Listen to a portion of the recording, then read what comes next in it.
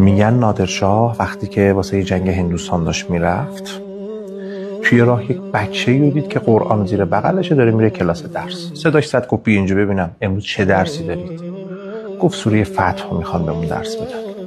نادرشاه خوشحال شد، به یمن و برکت گرفت واسه جنگش و یه سکه به اون بچه هدیه داد. بچه گفت مرسی، من این سکه رو نمیگیرم. نادرشاه گفت واسه چی نمیگیری؟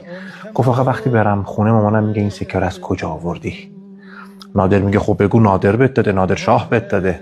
گفت آخه مامانم میدونه نادرشاه اگه بخواد به کسی چیزی بده یه سکه نمیده، یه کیسه یه سکه میده.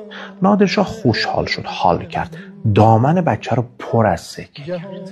اصل داستان خداست.